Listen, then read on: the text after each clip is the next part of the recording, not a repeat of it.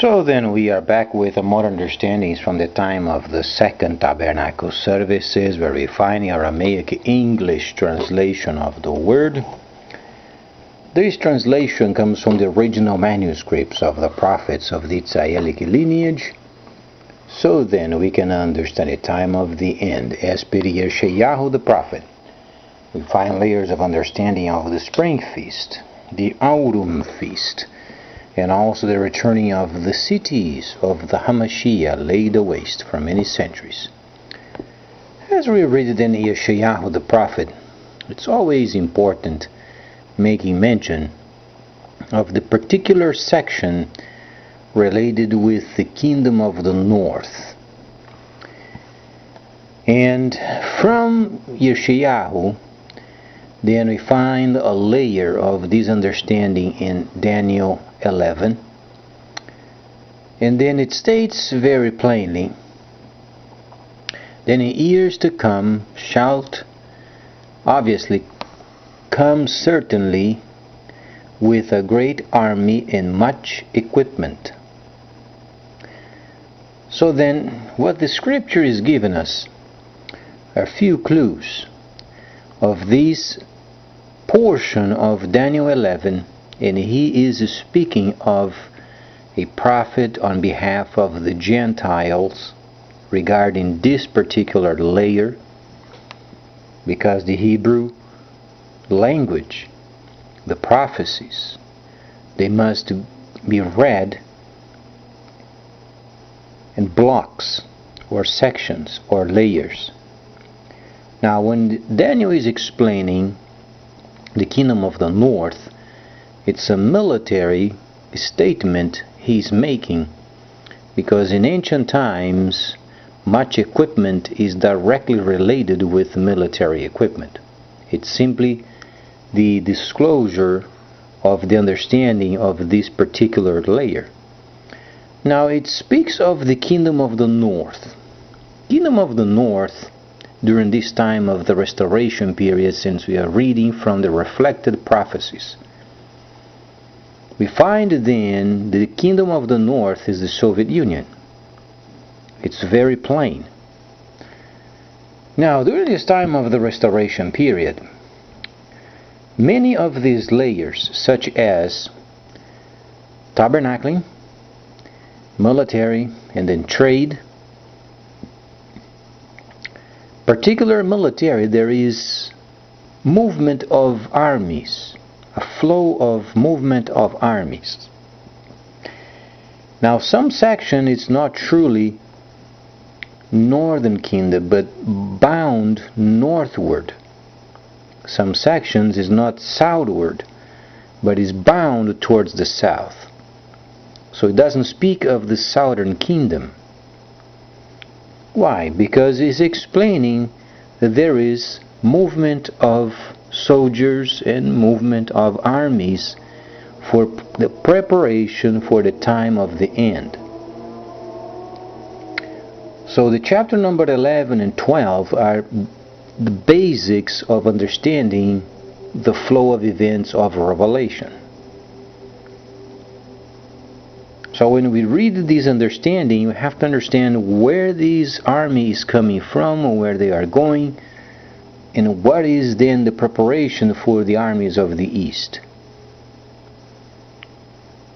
So then, speaking of the Soviet Union, very powerful country, and during this time of the restoration period is extremely important listening of what's coming from the Soviet Union, because it is divine pointed for this particular section of the scripture. And later on they shall come with a great army and much equipment. So until reaches a great army and much equipment explains of a system generated.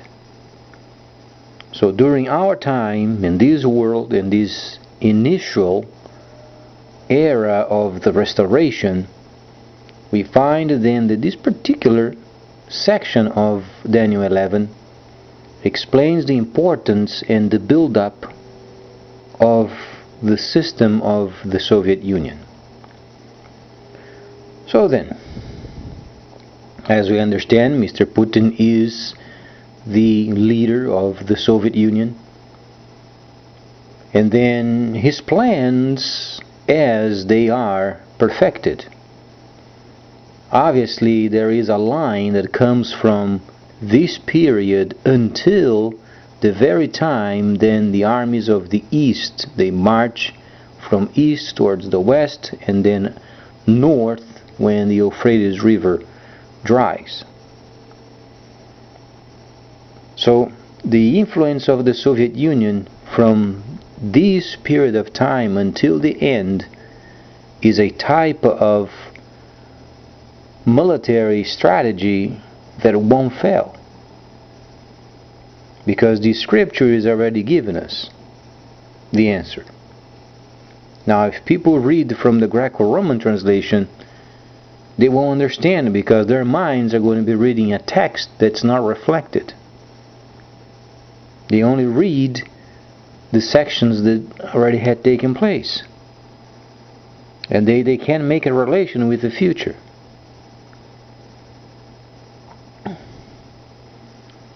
So, in a military understanding, the Soviet Union's decisions is going to be right from the start until the very end. That's why it's lined up with the divine has said, later on coming with a great army and much equipment. So meaning until they come, they are already organized. So whatsoever the world is doing, if changes, adjustments of any kind, they should be very mindful of the military layer concerning then the Northern Kingdom.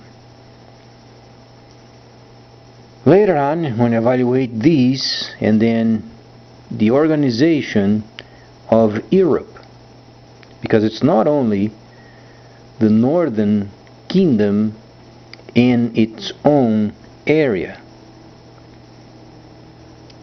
We are going to talk about from the Soviet Union until reaches China, the Kingdom of the East, and whatsoever takes place from China, the Soviet Union, and then obviously preparing a pathway for the armies of the East, then marching towards the West and then North. And these are obviously steps of formation. They must be discovered while reading in the Hebrew language. So next time, please stay tuned. Much more coming up.